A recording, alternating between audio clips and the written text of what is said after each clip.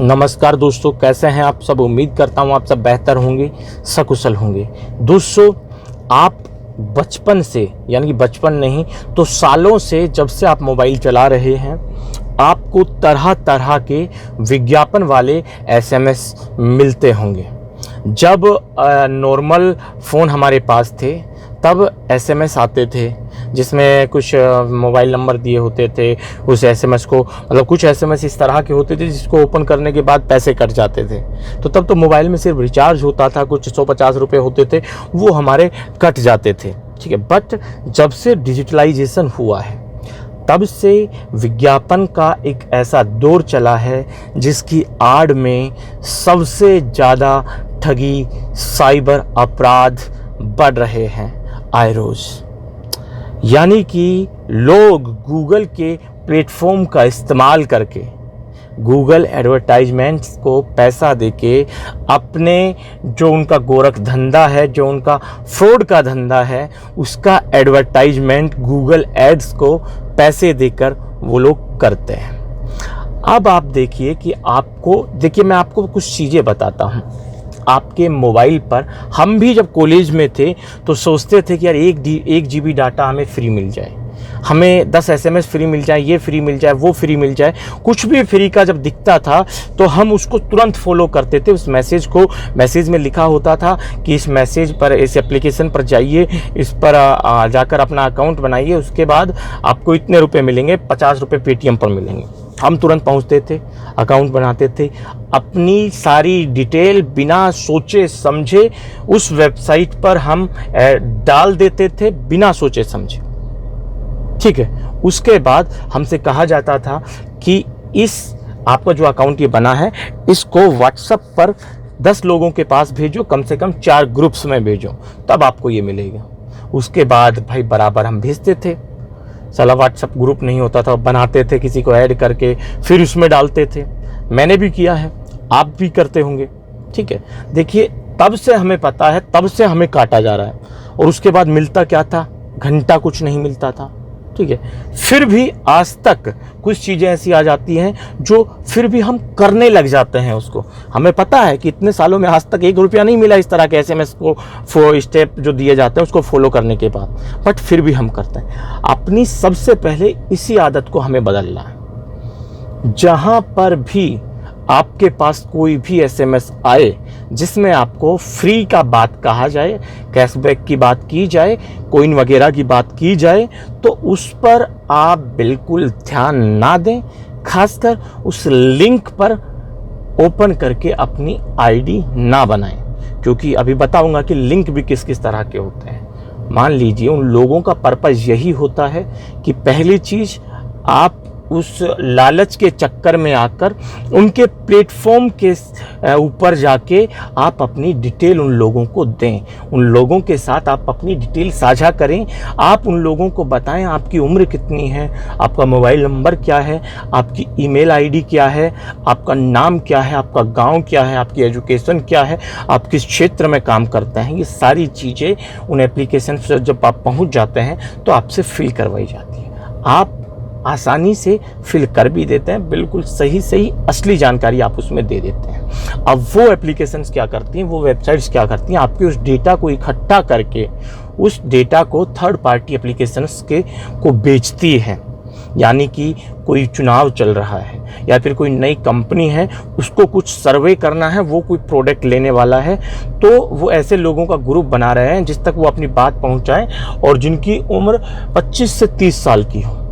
ठीक है, तो वो इस तरह की एप्लीकेशन इसको हायर करते हैं। वो एप्लीकेशंस 25 से 30 साल की उम्र के जो लोग हैं उनका डाटा इकट्ठा करके, उनको फिल्टर करके उस कंपनी को बेच देती है। इस तरह की चीज़ें होती हैं। तो ये तो बहुत दिनों से होता है। उसके बाद क्या हुआ, हम जो अपनी पर्सनल इन्फॉर्मेशन दे रहे हैं उसका इस्तेमाल गलत होना शुरू हुआ।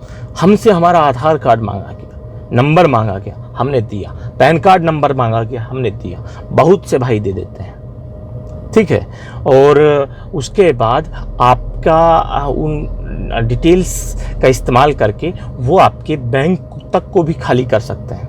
आपकी पूरी ज़िंदगी की मेहनत की कमाई को एक झटके में वो खाली कर सकते हैं। तो हमेशा इस चीज़ों से बचिए।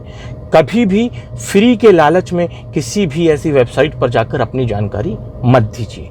अब दूसरा, एक लिंक कुछ आजकल इस तरह के चल रहे हैं कि आपके पास जब वो लिंक भेजा जाता है और आप उस लिंक पर जब क्लिक कर देते हैं तो आपसे वो कुछ पूछेगा ही नहीं।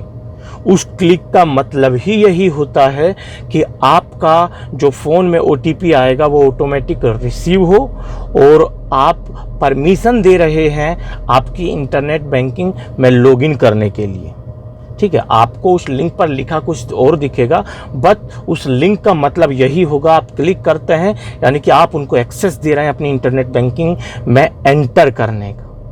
ऐसे बहुत से मामले आए हैं जिसमें लोगों ने लिंक पर क्लिक करते ही अपनी पूरी ज़िंदगी की जमा पूंजी गंवा दी। इसीलिए अननोन लिंक पर कभी भी क्लिक ना करें, कभी भी क्लिक ना करें। अगर आपको मतलब चेक करना है वो लिंक किस चीज़ का है तो आप सीधा उस लिंक को वहाँ से कॉपी करके YouTube में जाइए, वहाँ पेस्ट कर दीजिए, पेस्ट करके उस लिंक को देखिए। अगर वो कुछ सही होगा तो वहाँ आपको कुछ ना कुछ देखने को मिल जाएगा, फर्जी होगा तो आपको कुछ नहीं दिखेगा। बट आपने क्लिक नहीं करना है, क्योंकि जब हम उसको सेलेक्ट करते हैं तो क्लिक नहीं करते हैं, उस पर टैप करके रखते हैं।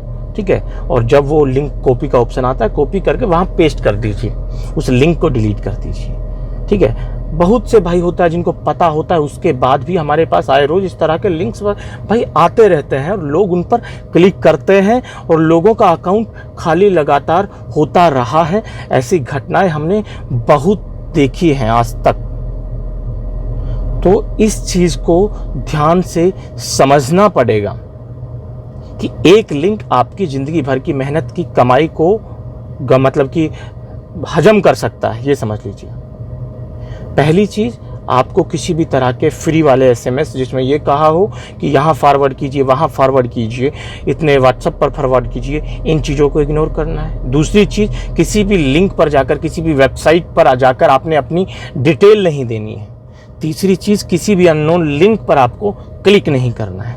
चौथी चीज़, आपको कुछ ऐसे नंबर भी होते हैं जो नंबर अगर आप सेव कर लेते हैं अपनी व्हाट्सएप मतलब अपने मोबाइल में, आपने वो जैसे नंबर सेव किया तो उस नंबर को सेव करते ही वो आपके व्हाट्सएप का पूरा एक्सेस तक अपने फ़ोन में ले सकता है। इसीलिए कोई भी नंबर अपने मोबाइल में सेव करने से पहले लाख बार सोचिए और ये पता कीजिए कि नंबर है किसका, तभी उस नंबर को सेव कीजिए। बहुत से भाई कहते हैं ना कि भाई यार मेरे मोबाइल का नंबर किसी और के पास शो कर रहा है कि उस मतलब मेरे जितने व्हाट्सएप में कॉन्टैक्ट हैं उनके बारे में उसने पता लगा लिया। तो उनके साथ कुछ इसी तरह की घटना होती है। कहीं ना कहीं उनके मोबाइल की फ़ोन बुक में कोई ऐसा नंबर सेव होता है जो उनकी मोबाइल के डेटा और व्हाट्सएप के डेटा को चोरी कर रहा है।